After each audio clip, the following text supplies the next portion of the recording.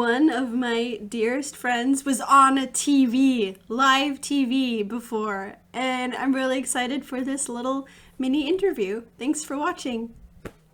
I first met Penni Jo in my first full day in Germany, the day after my 21st birthday. And she is the coolest lady. She's had such an interesting life, and she's just inspired me in so many ways. So I'm really happy to have this conversation with her. She's not a YouTuber. She does have some videos up here. She does some music. She actually, I'll shut up. I'll let her share some stuff. This is Penni Jo. Thank you so much for making this video with me. I appreciate you. Where are you from and where do you live? Small disclaimer, she was having some technical difficulties, so the sound doesn't match what her mouth is doing, but oh well, this is real life.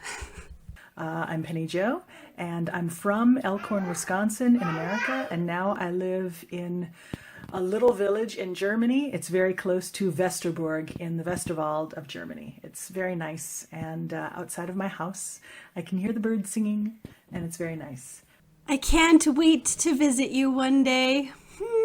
So, tell us a little bit about yourself. A little about me. I'm 47 years old. I was born in 1973, which is the best year. I grew up in the 80s, and basically all I want is, big puffy sleeves and big puffy hair. But anyway, life is good. I was with the Christian Drama Ministry for 27 years. That's where I met Katie. And although we never toured together, she was always very cool, very inspirational. Penni Jo Ma. We didn't travel on the road together, but we shared a house in Stahlhafen am Wiesensee for 4 months. Come on. I can't believe you would not even mention that. And I loved working with her. And we had many training times together as well. So many summers and Januaries, and you have been such an amazing director. I would love to hear a memory of yours about directing Moi, the most professional and accomplished actor you ever worked with, or something. There's a play that I directed Katie in called The Ark. And it's a physical comedy or a bonkers comedy. And I decided to really go bonkers with it, probably in some good and some bad ways.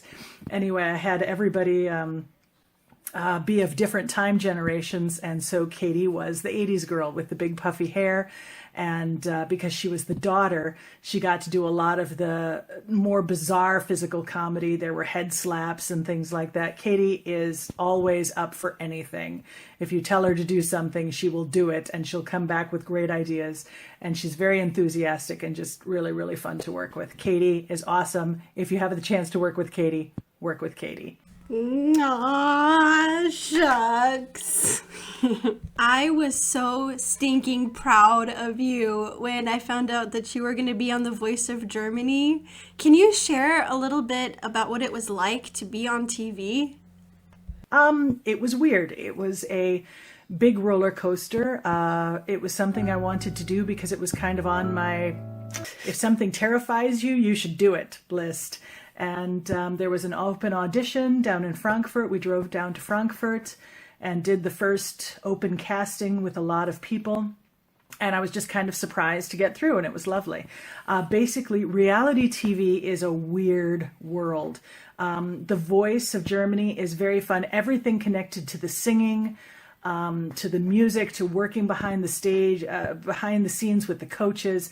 All of that stuff is fantastic. I learned so much. I met so many people. The musicians are amazing. Everything connected with the TV part of it is a little weird, just because it's for television. There's a created drama for television, and you really don't have a lot of charge over your own story. And so just even sort of figuring out how I wanted to present myself, how I wanted to be seen was very weird. And then because it is so emotional, it is so dramatic, when I was out, I was a little depressed. I will admit that. I'm very emotional. I'm very up and down anyway. And it was hard. But after it was done, it was one of those things that when you're going through it, it's hard. When you have done it, It's better. It's one of those things that I can always look back and say, I did that. The Voice of Germany has a very high niveau, a very high standard, and I made that standard. And that's something that nobody can ever take away from me. So I'm proud of myself. Dude, you are just so good with words. You just said it all so compactly. I'm impressed. And, of course, I am so proud of you, and you should be proud of yourself. And so, anyway, next question. What is something that you could not live happily without? Something I could not live happily without is my husband, Larry. He's the most encouraging and exciting person in my life. He's always there for me and encourages me and pushes me forward and says, you can do this. And even when I think, I'm terrible and I can't do anything, Larry will say, yeah, you can do it. You've got this. And then I'm like, yeah, I've got this. Well, Larry's not technically a thing. So, for me, I think at this point in my life with my super short hair, I would say, any kind of bobby pins, clips, or hair ties, I couldn't really live happily without, because then I would have hair in my face all the time. So, anyway, I'll let you get away with answering your husband this time. But watch out. Next time you'll have to tell me a thing. Let's get deep. Let's get personal. If you were a kitchen implement, what would you be? I would want to be something very specific that is only perfect for one thing. I would want to be like a garlic press, okay? Yeah, you could press garlic with something else, but a garlic press, that is just perfect for that job. That's pretty deep. This makes me like this question better, because you can find depth in it too. I want to be a garlic press as well. I want to be something that if I'm not around and people miss me, people need me to fill that function. You'll always be my garlic press, Penni Jo Ma. So now she has prepared some questions for me to answer, and I have not given myself time to read them ahead and think of them ahead, and I'm just going to try to blah an answer out and see how it goes. What do you consider your highest governing value? So glad we started with an easy one. I think that I want to, my first impulse of saying something is kindness, compassion, that without caring about people, without treating them the way we'd want to be treated ourselves, we're all in a lot of trouble. So, yeah, let's go with that. Compassion.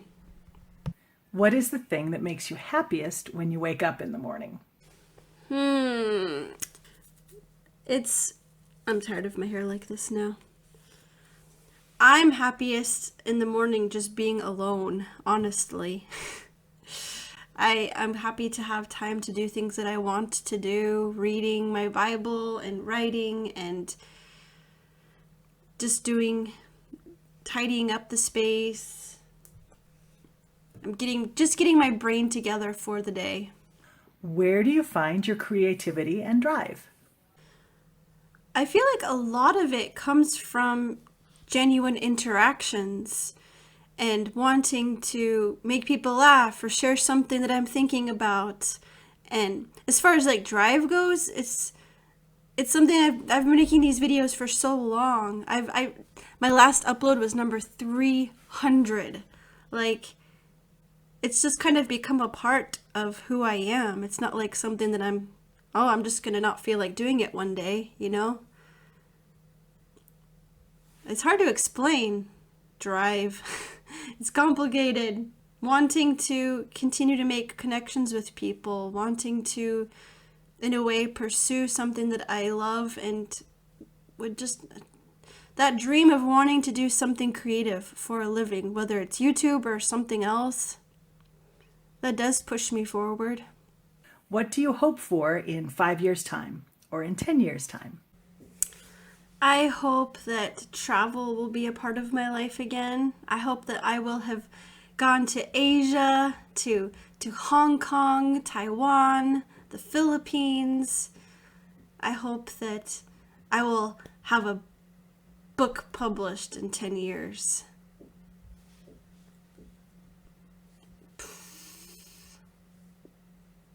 Why do I ask these questions when I don't want to answer them myself? I've always been like, goals, I don't like them, I don't want them because they just set me up for failure. And if I don't reach them, it's like, why? Why do goals make some people so excited and make other people feel like they're getting a stomach ache? It's so weird, right? I hope that I will be able to do something with acting again. See? Vague again. Sorry, I stink at this. Anyway. Love you very much, Katie. Bye. I'm your garlic press.